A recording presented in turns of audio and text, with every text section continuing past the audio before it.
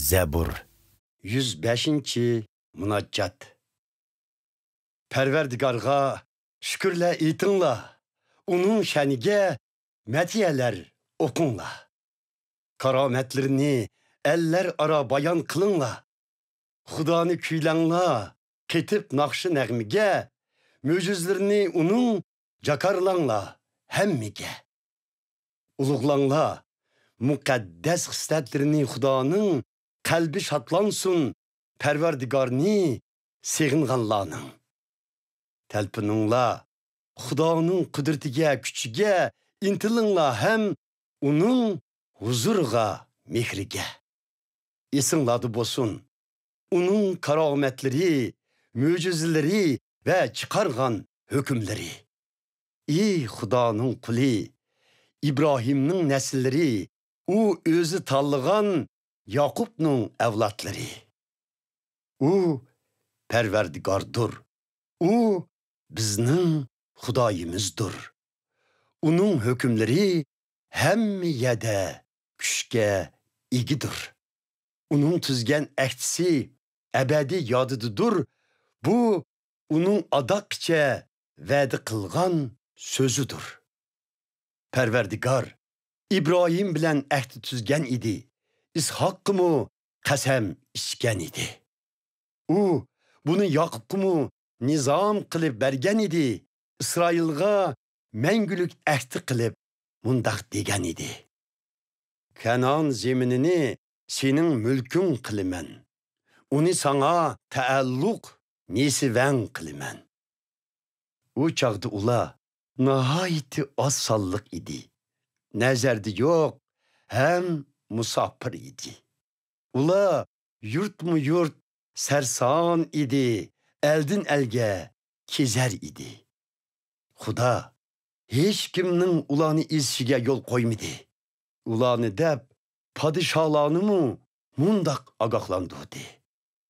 Menin talğalarımga çıkılmanla, peygamberlerimge ziyankeşlik kımanla, açarçılık bedi Xuda Kenanga, zar kıldı ulanı aşnanga.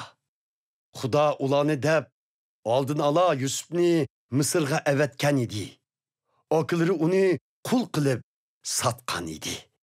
Onun putları zincirde zehmlengen idi. Boynuğa boyun turuk selingan idi. O tavlandı. Perverdigarının bişareti körülgüçe Xuda Yusuf'nun çüşüde körsetkenleri ispatlanğıça. Onu azat kılışka Firavun emir kıldı. Ellerinin hükümranı onunla hürlük bedi. Firavun onu ordusuga gocdar kıldı. Barlık mal mülkige başlık kılıp teyinledi. Berdi onun ihtiyarığı vezirlerini danalık ögünüşke tapşırdı aksakallarını. Şunda kılıp İsrail'la Mısır'a geldi. Ham'nın zeminida Yakup evlatları musafir boldu. Ulanı köp nesillik kıldı perverdigar hem düşmenlerden küçlük boldu ula. Şuna uladın bizar bolup Mısırlıkla hili mikir muamelede boldu ula. Andın evetti Xuda öz kuli Musa'ni yolladı öz tallığını Harun'ni. Xuda'nın alametlerini bayan kıldı. Ula Mısır'da onun mücizlerini körsetti ham zeminida. Zeminni zulmet kılsımı karangılıkta perverdigar onun emrige itaatsizlik kılmadı ula. Kan kıldı Xuda. Mısır'ın sularını öldürüvetti ulanın beliklerini. Pakı aptı, kapladı yerlerini, kapladı hatta pakla padişah sarayını. Xudanın emri bilen kapladı guş çivilla, hem yani bastı gın paşıla. Yağmur ornuğa müldür yağdı, Mısır'ni çakmak urdu. Nabut buldu encür derhi, üzüm talları vayron bo'ldi daraxtlarning barligi. Xudoning emri bilan keldi yana chekatkilar, mijildab keldi son sanoqsiz chekatkilar. Qo'ymidi ular barliq yalarni, yeb tugatdi itizlarda osullarni. Oxirda o'ltirdi Xudo Misrdagi tunji bolalarni, ularning g'ururi bo'lgan birinchi o'g'illarni.